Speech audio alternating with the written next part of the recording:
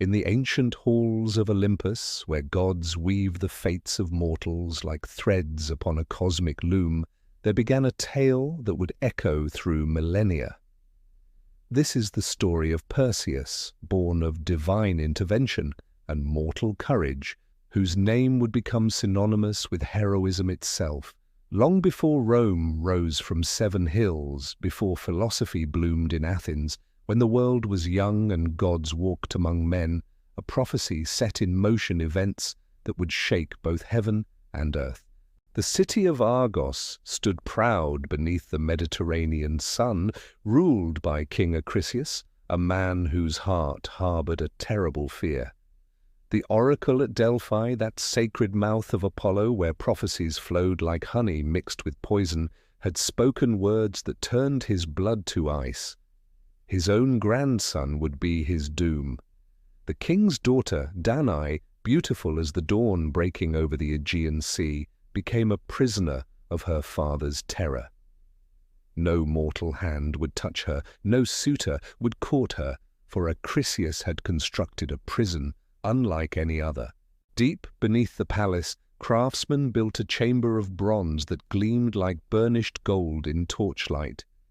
Here, Danae would live, seeing only the sky through a small opening above, breathing air that tasted of metal and loneliness. The king believed he had outsmarted fate itself, that no man could reach his daughter in her bronze tomb, and thus no grandson would ever draw breath. But the gods laugh at the schemes of mortals, and Zeus, king of Olympus, ruler of sky and thunder, had cast his immortal gaze upon the imprisoned princess. Through that narrow window came not sunlight but something far more wondrous and terrible. Zeus descended as a shower of gold, liquid light that poured into the bronze chamber like divine rain. The very air shimmered with power as the king of gods took form beside the astonished Danae. From this union of god and mortal, Perseus was conceived, a child bearing the blood of Olympus in his veins and the resilience of humanity in his heart. When Acrisius discovered his daughter cradling an infant son, his rage shook the foundations of the palace. Yet even in his fury, he dared not spill the blood of his own kin, for the Furies would hunt him to the ends of the earth for such a crime. Instead, he commanded his servants to construct a wooden chest, barely large enough for a woman and child. Into this floating coffin he cast Danae and baby Perseus, pushing them out to sea, letting the waves and wind decide their fate. If they perished, the blood would not stain his hands directly. The chest bobbed upon waters that stretched endlessly in all directions, while Danae held her son close and sang prayers to any god who might listen. Zeus watched from his throne above the clouds, and Poseidon, lord of the seas, guided the currents with invisible hands. For 2 days and nights they drifted until the chest scraped against the shores of Seriphus, a humble island where destiny waited in the form of a simple fisherman. Dictys pulled his nets that morning expecting fish, but the gods had placed a far greater catch in his path. The kind fisherman broke open the chest and found the exhausted mother and her child, still breathing, still blessed with life. He took them to his modest home, where they found not just shelter, but genuine kindness. Perseus grew strong under the island sun, learning to cast nets and read the moods of the sea, unaware that divine ichor flowed through his veins. Years passed like waves upon the shore, each one adding strength to Perseus's limbs and sharpening his mind. He became a young man of remarkable beauty and courage, bearing the noble features of his divine father, yet tempered by the humble wisdom learned from Dictys. But Seriphos harbored a shadow in the form of King Polydectes, brother to the kind fisherman yet opposite in nature. Where Dictys showed compassion, Polydectes harbored cruelty and desire. The king's eyes fell upon Danae with a hunger that would not be satisfied by refusal. She had retained her beauty despite years of hardship, and Polydectes decided she would be his bride, willing or not. Only Perseus stood between the king and his mother, a young man whose protective fury made even the king's guards step back. Polydectes knew he needed to remove this obstacle, and so he wove a trap from cunning and false honor.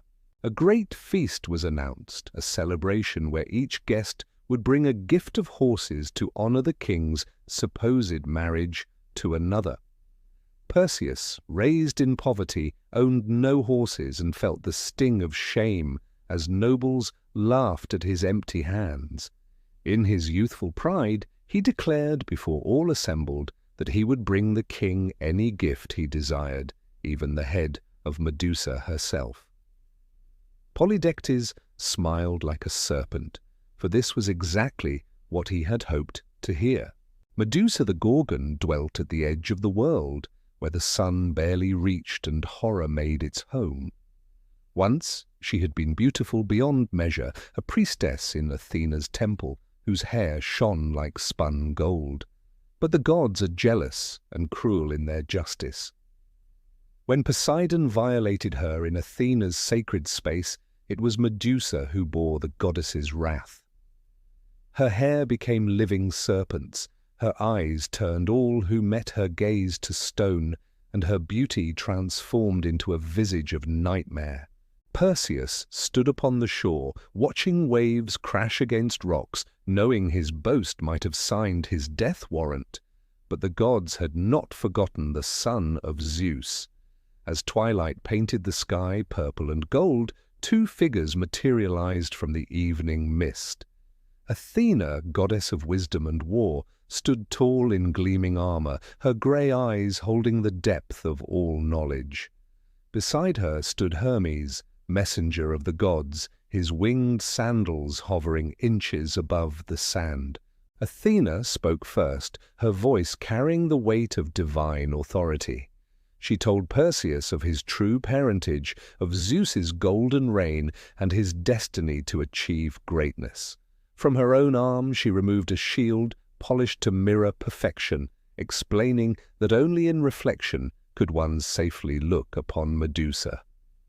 Hermes stepped forward, offering his adamantine sword, curved like a crescent moon and sharp enough to cut through anything, even the scaled neck of a Gorgon. But weapons alone would not be enough. The gods told Perseus of the grey, three ancient sisters who shared a single eye and tooth between them, passing these organs from one to another to see and eat. These crones, older than memory, knew the location of the items Perseus would need for his quest. They dwelt in a cave where no light had ever penetrated, where time itself seemed to hold its breath. Perseus journeyed to this place of primordial darkness, guided by divine wisdom. He waited in the shadows as the three sisters passed their eye between them, and in the moment of transfer, when all three were blind, he snatched the eye from their grasping fingers. The grey shrieked and wailed, their voices like the grinding of ancient stones, begging for their eyes' return. Perseus would not relent until they revealed what he needed to know. They told him of the nymphs of the north, who guarded three magical items essential for his quest: the winged sandals that would let him fly like a bird, the cap of Hades that would render him invisible to mortal and immortal eyes alike, and a magical bag that could contain anything placed within it, no matter the size. The grey revealed the path, and Perseus, true to his word, returned their eye before departing their cursed cave. The journey to the nymphs led Perseus to the edge of the world, where the sun rose from its sleeping place. The nymphs, daughters of the evening star, recognized the divine blood within him and offered the three gifts freely, knowing that fate itself had brought him to their door. Perseus strapped the winged sandals to his feet and felt the power of flight surge through him. He placed the cap of Hades upon his head and watched his body vanish from sight. The magical bag he tied to his belt, ready to receive the terrible prize he sought, Now equipped with divine weapons and magical tools, Perseus flew westward to the land of the Gorgons. He passed over kingdoms and seas, mountains and deserts, until he reached a valley of stone figures. These had once been living beings, warriors and travelers who had looked upon Medusa and paid the ultimate price. Their faces remained frozen in expressions of terminal horror, a garden of statuary that marked the boundary of the Gorgons' domain. Perseus found the three Gorgon sisters sleeping in a cave mouth. Stheno and Euryale were immortal, their bronze wings folded, their golden scales glinting even in shadow. But Medusa, cursed and mortal, lay between them, serpents writhing where her hair should be, even in sleep hissing and coiling with malevolent life. Perseus approached backwards, using Athena's shield as a mirror, seeing the world in reverse reflection. With movements guided by divine precision, Perseus raised the curved sword of Hermes. The blade sang through the air and met Medusa's neck with a sound like thunder. The serpent shrieked in unified agony as the head separated from the body. From the wound sprang two miraculous beings, children of Poseidon conceived before Medusa's transformation. First came Pegasus, the winged horse, white as sea foam, who immediately took flight toward Olympus. Then emerged Chrysaor, a golden giant who vanished into the east to forge his own legend. Perseus seized Medusa's head without looking directly at it, stuffing it quickly into the magical bag. The two immortal Gorgons woke with screams that shattered stones, their bronze wings beating hurricanes as they searched for their sister's killer. But Perseus had already donned the cap of Hades, becoming invisible to their ancient eyes. He flew swiftly on winged sandals, leaving the wailing sisters behind in their grief and rage. The journey home took Perseus along the coast of Africa, where the lands touched the great ocean. As he flew over Ethiopia, he witnessed a scene that stopped his divine blessed heart. Chained to a rock by the sea stood a maiden of incomparable beauty, her skin dark as polished ebony, her eyes filled with resigned courage. This was Andromeda, princess of Ethiopia, offered as sacrifice to a sea monster sent by Poseidon himself. Her mother, Queen Cassiopeia, had boasted that she and her daughter surpassed even the Nereids in beauty. The sea nymphs complained to Poseidon, who sent a monster to ravage the coast, until the king and queen offered their daughter as payment for their hubris. Perseus descended like a falling star, landing upon the rock beside the chained princess. Her parents and the gathered crowd gasped at this youth who appeared from nowhere, bearing the confidence of heroes. Perseus spoke with King Cepheus and Queen Cassiopeia, offering a bargain born of love at first sight. He would slay the monster and save Andromeda, but in return she would become his bride. The desperate parents agreed immediately, promising anything to save their daughter. Perseus waited as the sea began to churn and foam, announcing the monster's approach. The creature that emerged from the depths defied description, a thing of scales and teeth, of writhing tentacles and eyes like burning coals. It rose from the waves higher than the palace walls, its roar shaking the very earth. Perseus took to the air on his winged sandals, diving and weaving as the monster's jaws snapped at empty air where he had been moments before. He struck with Hermes' sword, but the scales turned the blade aside like armor. Then Perseus remembered the weapon he carried that needed no strength of arm to be effective. He pulled Medusa's head from the bag, careful to avert his own eyes, and held it toward the monster. The creature looked directly at the Gorgon's dead face, and in an instant its entire massive form transformed to stone. The monster became a rocky island, forever frozen in its moment of attack, waves crashing against what had once been flesh. Andromeda fell into Perseus's arms as he cut her chains, and their love was sealed with the gratitude of a kingdom. But at the wedding feast, treachery appeared in the form of Phineus, who had been promised Andromeda's hand before the monster's curse. He burst into the celebration with 200 armed warriors, demanding the bride he claimed was rightfully his. Perseus tried to reason with the angry suitor, but Phineus would accept nothing but blood. The hero fought with divine skill, the sword of Hermes singing its deadly song, but even Zeus's son could not stand against 200 men forever. As warriors pressed in from all sides, Perseus made a fateful choice.